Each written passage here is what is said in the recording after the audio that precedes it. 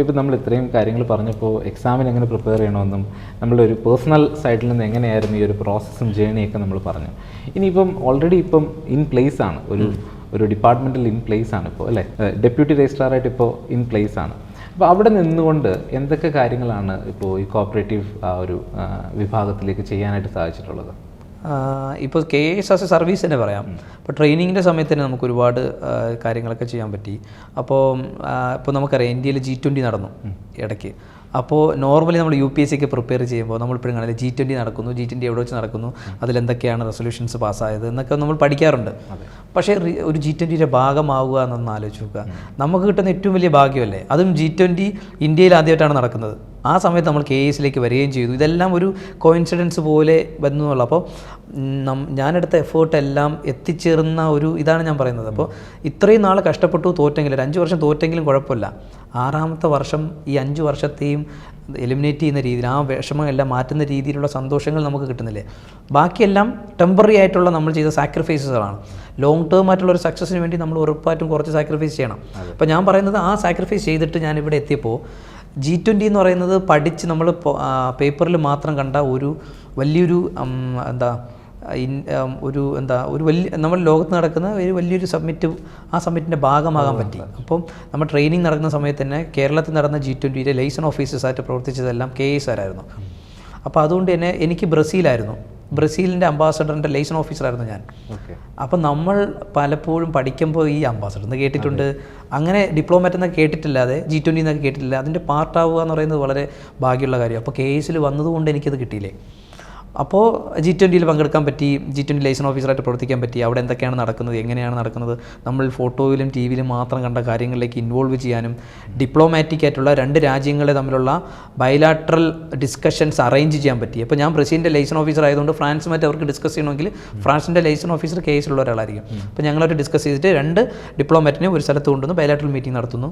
ഇനി അവരുമായിട്ട് മറ്റ് രാജ്യങ്ങൾ തമ്മിലുള്ള ബയലാട്രൽ മീറ്റിംഗ് നമുക്ക് ചെയ്യാൻ പറ്റി എന്നുള്ളതും കോർഡിനേറ്റ് ചെയ്യാൻ പറ്റി എന്നുള്ളതും അവരെക്കുറിച്ച് മനസ്സിലാക്കാനും എല്ലാം പറ്റി എന്നുള്ളത് വളരെ ഭാഗ്യമായിട്ട് ഞാൻ കാണുന്നു. അപ്പോൾ അത് KSൽ വന്നുകൊണ്ട് എനിക്ക് കിട്ടിയ ഏറ്റവും വലിയ ഭാഗ്യമാണ് ഞാൻ ഒന്ന് കാണുന്നത്. പിന്നെ നമ്മുടെ ഇപ്പോൾ കേരളത്തിൽ കേരളീയം നടന്നു. കേരളീയത്തിലും KSകാരെല്ലാവർക്കും നല്ലൊരു ഓപ്പർച്യൂണിറ്റി കിട്ടി. ഓരോ വകുപ്പിൻ്റെയും കോർഡിനേഷൻ ചെയ്യുന്നതും എല്ലാം കേരളത്തിൻ്റെ ഓരോ വകുപ്പിനും ഓരോ ലൈസൻസ് ഓഫീസേഴ്സ് ഉണ്ടായിരുന്നു. അത് ഇംപ്ലിമെൻറ്റ് ചെയ്യുന്നതിന് ഓവറോൾ കേരളീയത്തിൻ്റെ കോർഡിനേഷൻ ചെയ്തതും KSകാരാണ്. അതൊക്കെ നമുക്ക് കിട്ടുന്നൊരു എക്സ്പോഷർ വളരെ വലുതാണ്. ഒരു ഈവൻറ്റിനെ എങ്ങനെ മാനേജ് ചെയ്യണം, മാൻ മാനേജ്മെൻറ്റ് അല്ലെങ്കിൽ ആൾക്കാരെ എങ്ങനെ മാൻ മാനേജ്മെൻറ്റ് തെറ്റാണ്, ആൾക്കാരെ എങ്ങനെ മാനേജ് ചെയ്യണം എന്നുള്ള കാര്യങ്ങളൊക്കെ നമ്മൾ പഠിക്കുന്ന അവിടെ നിന്നാണ്. എങ്ങനെ സ്ട്രാറ്റജി മെയിൻറ്റെയിൻ ചെയ്യണം, എങ്ങനെ നമുക്കെന്താ ശുചിത്വം എങ്ങനെ ക്ലിയർ ചെയ്യണം, ശുചിത്വം എങ്ങനെ എൻഷുർ ചെയ്യണം, പ്ലാസ്റ്റിക് വരാതെ എങ്ങനെ. ഇപ്പോൾ ഇത്തരം കാര്യങ്ങൾ നമ്മൾ പലപ്പോഴും സ്കൂളുകളിൽ അങ്ങനെയൊന്നും ചിന്തിക്കാത്ത കാര്യങ്ങളിൽ നമ്മൾ ആസ്പെക്റ്റുകളൊക്കെ ചിന്തിച്ച് അതിന് സ്ട്രാറ്റജികളൊക്കെ മെയിൻറ്റെയിൻ ചെയ്ത് വളരെ നന്നായിട്ട് അതിനെ നടത്തി വിജയിപ്പിച്ചെടുക്കുക. അത്തരം ആക്ടിവിറ്റീസിലൊക്കെ നമുക്ക് പങ്കെടുക്കാൻ പറ്റി എന്നുള്ളത് വേറെ വലിയൊരു കാര്യമാണ്. ഇത് ട്രെയിനിങ്ങിനുള്ള സമയത്തും ഡിപ്പാർട്ട്മെൻറ്റിൽ വന്നതിന് ശേഷം എനിക്ക് കിട്ടിയതാണ്. പിന്നെ അതുപോലെ തന്നെ ഡിപ്പാർട്ട്മെൻറ്റിൽ വന്നതിന് ശേഷം എനിക്ക് കുറേ കാര്യങ്ങൾ, പ്രോജക്റ്റ് മാനേജ്മെൻറ്റ് യൂണിറ്റ് പുതുതായിട്ട് ഡെവലപ്പ് ചെയ്യാൻ സാധിച്ചു. അതുപോലെ തന്നെ ഇന്ത്യ ഇൻ്റർനാഷണൽ ട്രേഡ് ഫെയർ എന്ന് പറയുന്ന ഇൻ്റർനാഷണൽ ട്രേഡ് ഫെയർ ഉണ്ട്. അതിനകത്ത് വകുപ്പിന് വേണ്ടി റെപ്രസെൻറ്റ് ചെയ്ത് പോയിട്ട് ഏറ്റവും ബെസ്റ്റ് തീം എക്സിബിറ്ററിൻ്റെ അവാർഡ് വാങ്ങിക്കാൻ പറ്റി. അപ്പോൾ അത് ഡെവലപ്പ് ചെയ്യാൻ നമ്മളിപ്പോൾ സിവിൽ സർവീസ് പഠിച്ചത് എങ്ങനെ ബെനിഫിറ്റ് ചെയ്യുന്ന വസുദൈവ കുടുംബകം എന്നുള്ളതായിരുന്നു അതിൻ്റെ തീം ഇന്ത്യൻ ഇൻ്റർനാഷണൽ ട്രേഡ് ഫെയറിൻ്റെ. അപ്പോൾ നമ്മളെപ്പോഴും സിവിൽ സർവീസൊക്കെ പഠിക്കുമ്പോൾ ഈ ഓരോ തീമും അതിനെങ്ങനെ ഈ ഒരു മൾട്ടിപ്പിൾ ആസ്പെക്റ്റ് ഉണ്ടല്ലോ, നമ്മൾ പഠിക്കുന്ന ഈ ഡൈവേഴ്സ് ആയിട്ടുള്ളതും എല്ലാ സ്റ്റേക്ക് ഹോൾഡേഴ്സിനെയും ഉൾപ്പെടുത്തിക്കൊണ്ട് നമ്മൾ ആൻസറൊക്കെ ചെയ്യുന്നതുകൊണ്ടും അത് ഡിസ്കസ് ചെയ്യുന്നതുകൊണ്ടും ആ രീതിയിലുള്ളൊരു ഹോളിസ്റ്റിക് ഐഡിയ നമുക്കുണ്ടാവും. അപ്പോൾ നമുക്കൊരു തീം എങ്ങനെ പ്രസൻറ്റ് ചെയ്യണമെന്ന് പറയുമ്പോൾ നമുക്ക് എല്ലാ സ്റ്റേക്ക് ഹോൾഡേഴ്സിനെയും ഉൾപ്പെടുത്തിക്കൊണ്ട് നമുക്കൊരു തീം, ഇപ്പോൾ എൻ്റെ എക്സാമ്പിൾ വെച്ചിട്ട് അതായിരുന്നു തീം. അപ്പോൾ സഹകരണ മേഖല എങ്ങനെ അതിലേക്ക് അവതരിപ്പിക്കുക എന്നുള്ളതായിരുന്നു. അപ്പോൾ ഞാൻ അതിലാണ് ആ രീതിയിൽ അതിനെ ചെയ്തു. അതായത് നമ്മൾ ഒരു സഹകരണ മേഖല ഉണ്ടാകുന്ന ഒരു ഉൽപ്പന്നം ഏതെങ്കിലും ഒരാളുടെ വേർപ്പായിരിക്കും, അധ്വാനമായിരിക്കും, അവരുടെ സ്നേഹമായിരിക്കും അല്ലേ.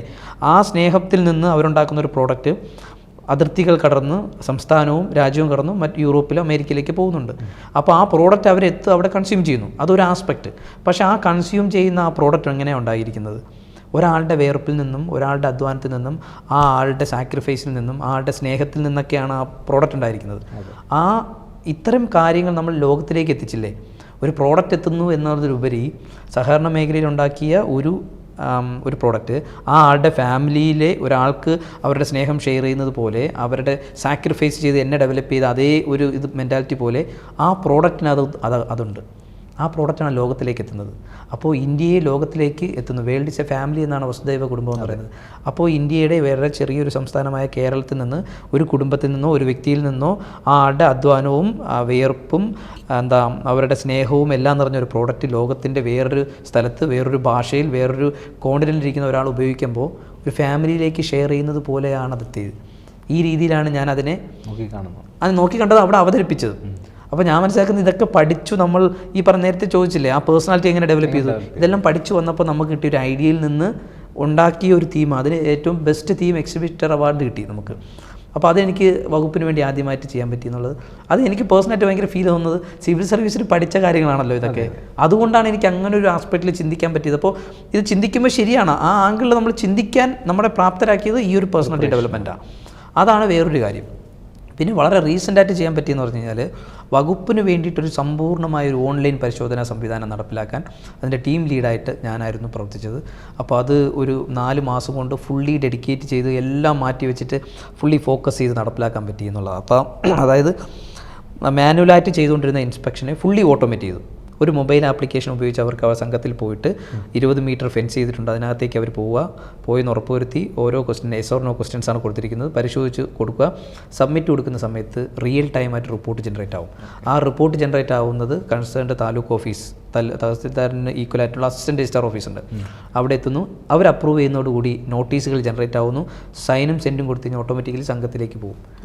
ഓക്കെ, ഇനി സംഘത്തിന് ഉപയോഗിക്കാൻ വേണ്ടി ഒരു മൊബൈൽ ആപ്ലിക്കേഷൻ ഉപയോഗിച്ചിട്ടുണ്ട്. ഈ നോട്ടീസ് അവർക്ക് കിട്ടും. അതുപോലെ തന്നെ വകുപ്പിൻ്റെ എല്ലാ സേവനങ്ങളും അവർക്ക് ലഭിക്കുന്നൊരു ആപ്ലിക്കേഷൻ കൂടിയാണ്. അപ്പോൾ ഇങ്ങനെ ഒരു 3 കമ്പോണൻറ്റ് ചേർന്ന ഒരു സമ്പൂർണ്ണ ഓൺലൈൻ പരിശോധനാ സംവിധാനം ഡെവലപ്പ് ചെയ്യാൻ 4 മാസത്തിനുള്ളിൽ ഡെവലപ്പ് ചെയ്യാൻ സാധിച്ചു എന്നുള്ളതാണ് എനിക്ക് തോന്നുന്നത്. അത് ഇപ്പോൾ പ്രൈം മിനിസ്റ്ററിൻ്റെ അവാർഡിനെ കഴിച്ചിട്ടുണ്ട്.